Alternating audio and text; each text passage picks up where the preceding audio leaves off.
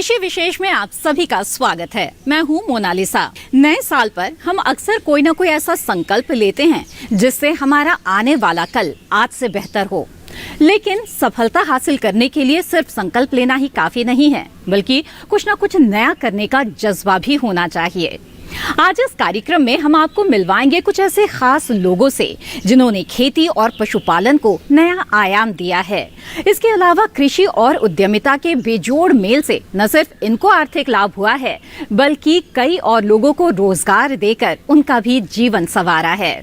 इनकी कामयाबी और समाज के प्रति इनके योगदान को देखकर आप भी कह उठेंगे, वाह किसान।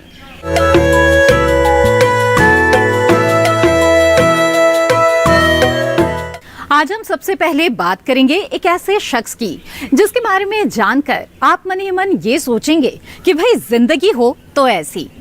सालों ऊंचे पदों पर रहकर काम करने के बाद रिटायर्ड आईएएस अधिकारी डॉक्टर एसपी गुप्ता ने सेवानिवृत्ति के बाद अपने लिए बिल्कुल अलग राह चुनी, जिसमें देसी गाय की गौशाला है, प्राकृतिक खेती है, कई पेड़ पौधों के संरक्षण के साथ ही और भी बहुत कुछ।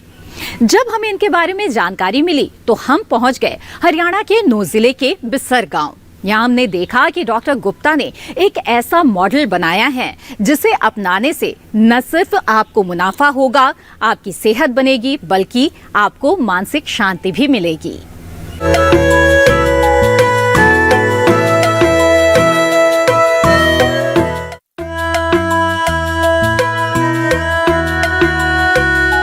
भारत में जो बात है वो कहीं नहीं, और भारतीय गायों में जो बात है वो किसी और गाय में नहीं। भारतीय गाय की हर चीज कमाल की है। इसका दूध हो, घी हो या फिर दही, गोबर या गोमूत्र, इन पांचों को मिलाकर बनता है पंचगव्य, और पंचगव्य है गुणों का भंडार। दूध, दही और घी हमारी सेहत के लिए फायदेमंद है, तो गोबर और गोमूत्र फसलों की सेहत के लिए। वहीं गाय की सेवा से असीम मानसिक शांति मिलती है। हम मौजूद हैं हरियाणा के बिस्सर गांव में, जहां एक ऐसा फार्म है जहां गाय भी पलती है और खेती भी होती है। खेती भी कैसी? बिल्कुल प्राकृतिक तरीकों से, गाय के गोबर और गोमूत्र से। इस फार्म को विकसित किया है इस शख्स ने। नाम है डॉक्टर एसपी गुप्ता। ये कोई मामूली इंसान नहीं, बल्कि रिटायर्ड आईएएस अफसर हैं। रिटायरमेंट के बाद इन्होंने चकाचौंध भरी जिंदगी जीने के बजाय प्रकृति की गोद में पनाह ली। गांव में कई एकड़ जमीन खरीदी और गायों की रक्षा का बीड़ा उठाया। इन्होंने एक ट्रस्ट बनाया और लावारिस गायों को आसरा दिया। इन्हीं गायों के गोबर और गोमूत्र से खेती शुरू की। आज इनके पास करीब 250 गायें हैं और सभी देसी नस्ल की हैं। अपने फार्म में डॉक्टर गुप्ता तरह तरह की फसलें भी उगा रहे हैं, और कमाल की बात तो ये है कि बिस्सर की रेतीली जमीन में भी इन्होंने फलों के पेड़ उगा दिए।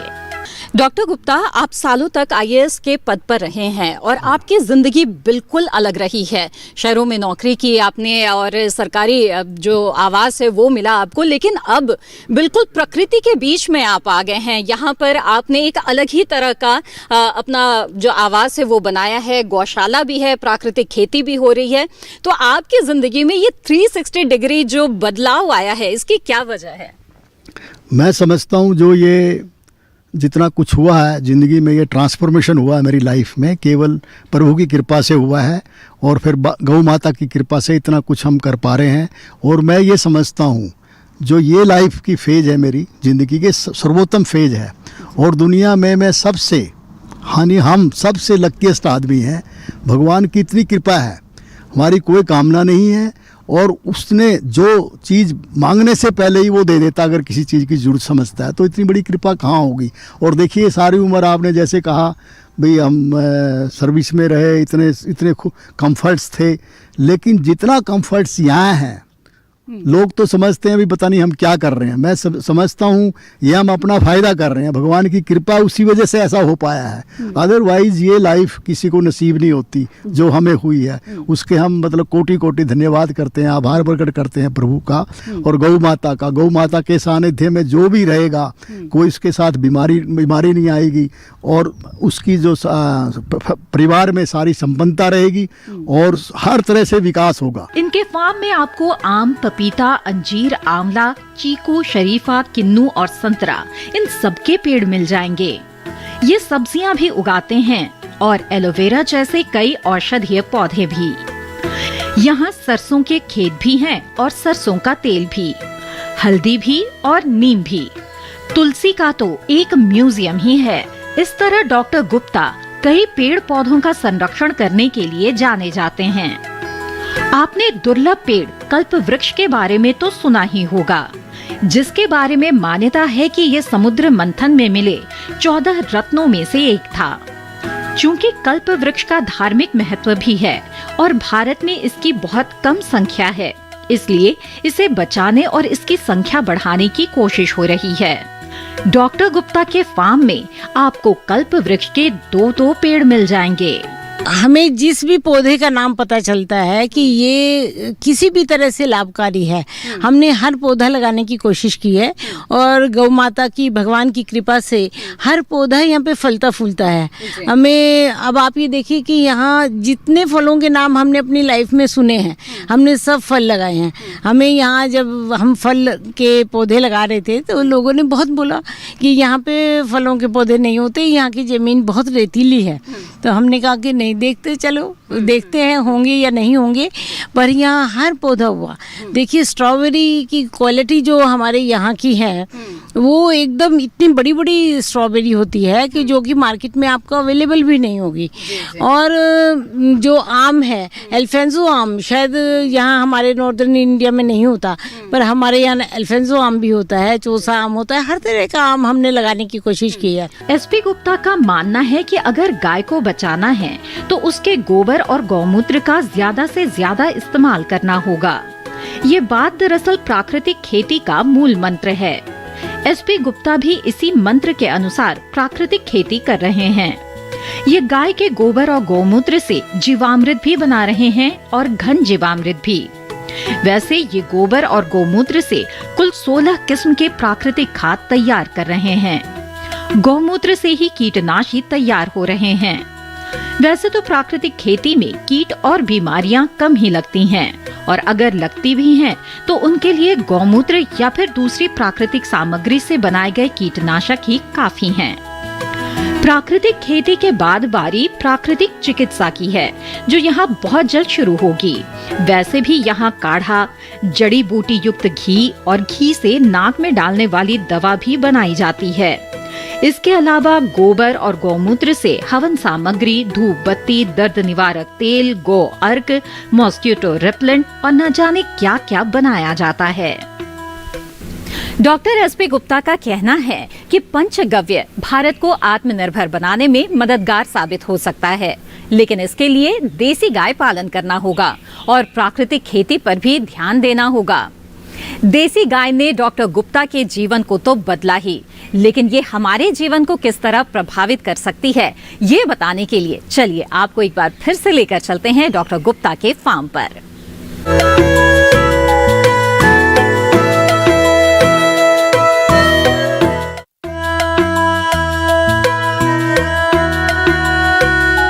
डॉक्टर एसपी गुप्ता की माने तो पंचगव्य में गौमूत्र बहुत ही महत्वपूर्ण है। शास्त्रों के अनुसार इससे 108 खतरनाक बीमारियों का इलाज संभव है। इसलिए इनके फार्म में गौमूत्र के अर्क से कई तरह की दवाइयां बनाई जा रही है। अर्क के लिए उन्हीं गायों को चुना जाता है जो सेहतमंद हैं। डॉक्टर गुप्ता की गौशाला में पहले बेसहारा गायों को पनाह मिली, फिर उनके नस्ल संवर्धन का काम किया गया और अब इनकी गाय अच्छा उत्पादन दे रही हैं। यहाँ सभी गायों की सेहत का पूरा ख्याल रखा जाता है और उनके खाने पीने में कोई कोताही नहीं बरती जाती। नहीं, आपने ठीक कहा, बिल्कुल। देखिए ऐसा है, वो प्रभु की कृपा के कारण हम जो है ना इस मेवात में आए यहाँ पर। जी। और हमने जो बेसहारा गायें हैं, पहले हमारा मुख्य उद्देश्य था उनको शेल्टर दें। अच्छा। क्योंकि जो बेसहारा सड़कों में घूमती हैं या बेसहारा जैसे बछड़े हैं उनको लोग छोड़ देते हैं, या जब दूध देना बंद कर देती है तब छोड़ देते हैं लोग, तो उनको सहारा देने के लिए हमने उस उद्देश्य से गोधाम बनाया है यहाँ पर। अच्छा। और हमें इस बात की खुशी है, उसमें हमें बड़ी अप्रत्याशित सफलता मिली। जो भी गोवंश आया हमने रखा, उसको शेल्टर दिया और उसका पूरी तरह से सेवन किया। उसके बावजूद आपने कहा कितनी नस्लें, देखिए ये गोधाम ऐसा है जिसमें 100% यहाँ देसी नस्लें हैं जी। हम वो दूसरी गाय नहीं रखते यहाँ पर। बताइए हमें कौन कौन सी नस्लें? इसमें मेन जो नस्लें जैसे साहिवाल है। अच्छा।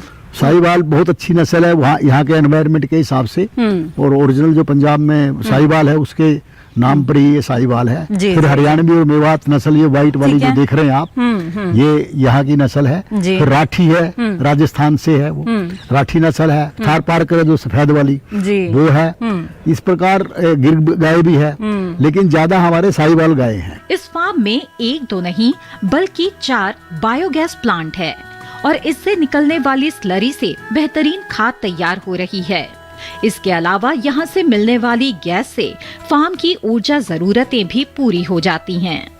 देखिए जैसे मैंने पहले ही बताया, जो हमारा मुख्य उद्देश्य था बेसहारा गायों को शेल्टर देना। जी जी। और बेसहारा गाय को जैसे माननीय प्रधानमंत्री जी ने नारा दिया आत्मनिर्भर भारत का जी, उसको साकार रूप करने जा रहे हैं हम यहाँ पर। इसलिए हमने यहाँ आपने पूछा ना कितने प्रकार के 4 तरह के बायोगैस प्लांट होते हैं, वो हमने सारे लगाए हैं यहाँ, सारे यहाँ पर है जी। और उसको इसलिए लगाए हैं ताकि लोग उसका अनुसरण कर सके, जिसको जैसी जरूरत है वो उसको लगा सके। वो देखिए जो आप सामने देख रहे हैं ये 85 क्यूबिक मीटर का बायोगैस है जी जी। यानी सारे कम्प्लेक्स में आप देखेंगे ना, ये पहले जो हमारा दूसरा बायोगैस है वहाँ पर छोटा बायोगैस, उसकी सैलरी यहाँ आती है। उस शेड का सारा गोबर यहाँ पाइप से नीचे से आता है। अच्छा। फिर इसको मोटर से मिक्स करके हम उस चैम्बर में डालते हैं जी जी। और ये जो पाइप देख रहे हैं इससे सारे कम्प्लेक्स में ये गैस जाती है। अच्छा। इससे आपको हैरानगी होगी, मैंने बताया जैसे हम 2 टाइम दलिया देते हैं गाय को, और उसको दलिया को बनाने के लिए पहले हमारे 3 सिलेंडर पर डे लगते थे। अच्छा। अब सारा बायोगैस से हम कर रहे हैं वो। क्या आप जानते हैं आजकल विदेशों में काऊ कटलिंग काफी लोकप्रिय हो रही है। इसका मतलब है गाय पर हाथ फेरना, उससे लिपटना, उसे खाना खिलाना, यानी गाय की संगत में कुछ समय गुजारना। भारत के लिए ये बात भले ही नई ना हो, लेकिन आधुनिकता की दौड़ में लोग इन चीजों से दूर होते चले गए। अब एक बार फिर से लोग अपनी जड़ों की तरफ लौटते नजर आ रहे हैं और डॉक्टर गुप्ता के फार्म में इसका भी पूरा इंतजाम है। देखा हमने यहाँ पर कि कई लोग आ रहे हैं इस शेड में और जहाँ गाय को खिला रहे हैं तो वहीं उनकी पीठ सहला रहे हैं। काउ कटलिंग का एक प्रचलन जो चल पड़ा है उसे अपनाते हुए हमने देखा है। तो आइए जानते हैं उनसे कैसा अनुभव इनका रहा है। सबसे पहले अपना नाम बताएं, कहाँ से आए हैं? मेरा नाम रमेश यादव है, मैं दिल्ली साउथ दिल्ली से आया हूँ। तो देखिए हमने किताब में या उसमें पढ़ा था कि गाय के पास जाओ, तो फिर हम आज 4-6 महीने से गौशाला में जाते हैं, चारा खिलाते हैं। लेकिन अब की यहाँ कुछ गुप्ताई का प्यार, यहाँ का सचिन जी ने जैसे प्रेम दिखाया तो हम यहाँ जाए तो देखा कि यहाँ बहुत अच्छा और साधन अच्छा है, और एक इंडिविजुअल आदमी ने इतनी सेवा की और अपनी लाइफ इसमें लगाई। गाय के पास लोग आके अपने को महसूस करते कि हमें कुछ मिला। तो आज जब हम आए तो हमें भी यहाँ पे जो साधन और ये गाय और एक ये कौन सी गाय है, साहिवाल गाय नहीं, कामधेनु गाय, कामधेनु गाय के पास भी गए और मिसेस गुप्ता ने भी हमें चारा और गुड़ खिलाने में और बताने में की। लेकिन ये जरूर है कि हम लोगों को, हिंदुओं को गाय की सेवा करनी चाहिए और गाय के बीच में रहना चाहिए। इससे 80% नेगेटिविटी खत्म होती है। इस फार्म में आधुनिक तकनीक और पारंपरिक ज्ञान का अद्भुत मेल दिखता है जो हर पीढ़ी को लुभा रहा है, और यही इस मॉडल की सफलता का सबसे बड़ा कारण है। इंसान अपने जीवन में मूल रूप से जो भी चाहता है वो सब इस फार्म में है। अच्छी आमदनी, शुद्ध भोजन, अच्छी सेहत, मानसिक शांति और आध्यात्मिक सुख। तो है ना ये मॉडल अपनाने लायक। आप इस मॉडल के बारे में सोचिए। हम यहाँ पर लेते हैं एक छोटा सा ब्रेक। कहीं मत जाइएगा। ब्रेक के बाद ऐसे ही ऊर्जा और जज्बे से भरे कुछ और किसानों से आपको मिलवाएंगे। आप बने रहें दूरदर्शन किसान पर।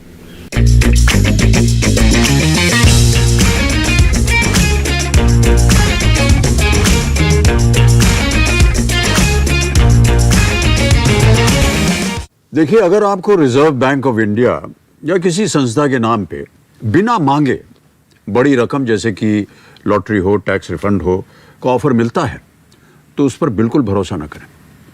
रकम को पाने के लिए ना तो अपने बैंक अकाउंट की जानकारी शेयर करें और ना ही कोई धनराशि जमा करें।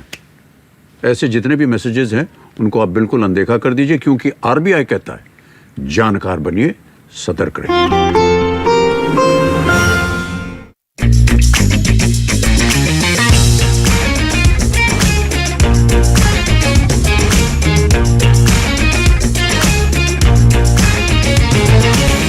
ब्रेक के बाद आप सभी का फिर से स्वागत है।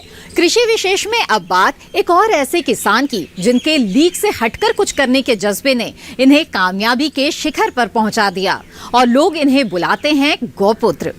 गाय और इससे मिलने वाले दूध, गोबर, गौमूत्र के फायदों के बारे में तो हम सभी जानते हैं, लेकिन कितने लोग ये सोच पाते हैं कि गोबर से सिर्फ खाद ही नहीं बल्कि कुछ और उत्पाद भी बनाए जा सकते हैं और पैसे भी कमाए जा सकते हैं।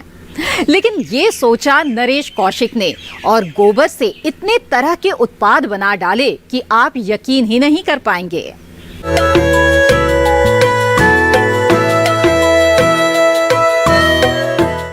आपने गोबर से उपले और खाद बनते हुए देखा होगा और सुना होगा, लेकिन अगर कोई आपसे कहे कि इनसे दीपक, मूर्तियां, साबुन, शैम्पू, चूरन और दंत मंजन भी बनता है तो शायद आपको यकीन ना आए, पर ये बात बिल्कुल सच है। हरियाणा के नरेश कौशिक गोबर और गौमूत्र से 20 तरह के उत्पाद बना रहे हैं और कमाल की बात ये है कि उनके उत्पाद बिक भी रहे हैं। उन्होंने ये काम 2013 में हवन की लकड़ी बनाकर शुरू किया था, फिर धीरे धीरे काम बढ़ा तो अपना स्टार्टअप स्थापित कर लिया।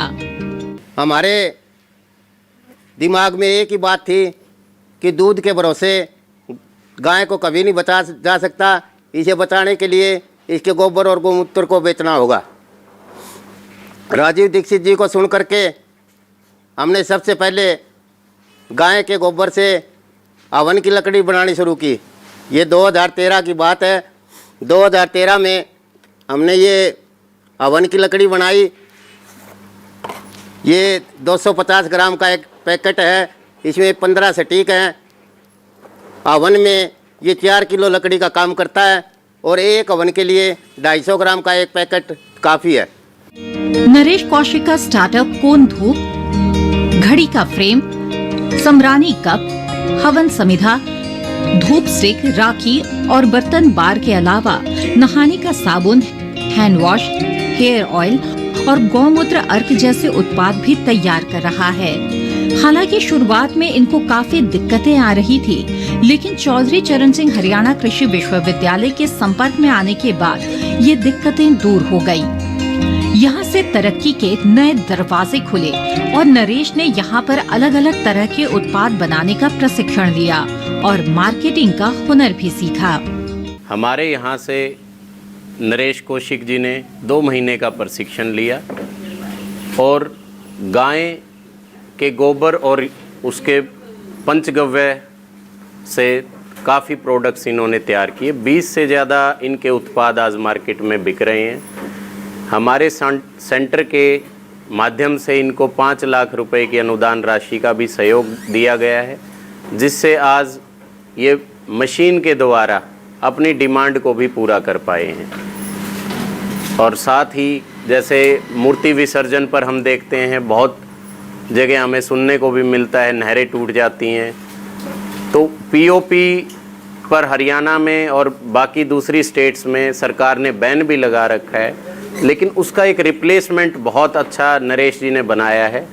अपने गौमूत्र और गोबर से उन्होंने मूर्तियां बनाई हैं, जो एक आस्था जो एक जुड़ी हुई है हमारे समाज की, वो भी बनी रहती है और जिससे कोई नुकसान भी नहीं हो पाता। इसी तरीके से उन्होंने बताया 20 से ज़्यादा उत्पाद उनके बाज़ार में बिक रहे हैं और लकड़ी को एक रिप्लेस किया जा सकता है इनके उत्पाद से। ये सारे इस मुकाम तक पहुंचने में हमारे यूनिवर्सिटी के साइंटिस्ट और इंक्यूबेशन टीम ने बेहतर प्रयास किए, उसी की बदौलत ये अपने कारोबार में आगे बढ़े। सोशल मीडिया के जरिए नरेश कौशिक अपने उत्पादों का प्रचार कर रहे हैं। देश के अलग अलग हिस्सों से उनके पास ऑर्डर आ रहे हैं। डोर टू डोर जाकर भी उत्पाद बेच रहे हैं और कम से कम 20 लोगों को रोजगार दे रहे हैं। यूनिवर्सिटी में ट्रेनिंग में जाने से पहले हमें उत्पाद बनाने का तो पता था, पर ये कैसे बिके, इन्हें कानूनी आधार कैसे दिया जाए, इन बातों के बारे में हमें बिल्कुल भी जानकारी नहीं थी। वहाँ जाने के बाद जो भी इस विषय के जानकार वहाँ आए, उन्होंने हमें समझाया, तो हमने उनसे जानकारी लेकर के उस आधार पर कार्य करना शुरू किया। हमने HAU में जाने के बाद अपनी फेसबुक ID बनाई, वेबसाइट बनवाई, स्टार्टअप इंडिया में हमारा रजिस्ट्रेशन हुआ। इन सब बातों के साथ साथ HAU से हमें 5 लाख रुपए की मदद मिली, जिससे हमने नई मशीनरी खरीदी। पहले हम हाथ से या डाइयों से काम करते थे, वहाँ से मिली मदद से हमने मशीनरी खरीदी और एक छोटे कार्य को बड़ा करके दिखाया। दरअसल नरेश को बचपन से ही गायों से बड़ा लगाव था, लेकिन सड़कों पर बेसहारा फिरती गायों को देखकर उन्हें काफी तकलीफ होती थी। इसके बाद उन्होंने गौ रक्षा का बीड़ा उठाया। उनका मानना है कि सिर्फ दूध बेचकर गाय की हिफाजत नहीं की जा सकती, बल्कि गोबर और गौमूत्र को भी बेचना होगा। इस तरह गाय से जितनी ज्यादा कमाई होगी, उसका संरक्षण भी उतना ही ज्यादा होगा। अपने गाय प्रेम की वजह से ही नरेश कौशिक खुद को गौपुत्र कहते हैं। क्यों है ना ये वाह किसान कहलाने लायक। दरअसल अक्सर होता यही है कि चीजें हमारे सामने होती है, लेकिन कुछ अलग ढंग से सोचने की और बेहिचक कदम बढ़ाने की जरूरत होती है। अब कमल जी को ही ले लीजिए। अच्छी खासी पढ़ाई लिखाई करने के बाद ये खेती करने लगे। पुराने तरीके से खेती की तो नुकसान हुआ, ऐसे में इन्होंने मिश्रित खेती को चुना। एक ही फसल पर निर्भरता कम हुई तो फायदा हुआ और फिर मछली पालन की शुरुआत की और अब तो इनका अपना स्टार्टअप है। अब ये खुद भी मुनाफा कमाते हैं और दूसरों को भी रोजगार देते हैं।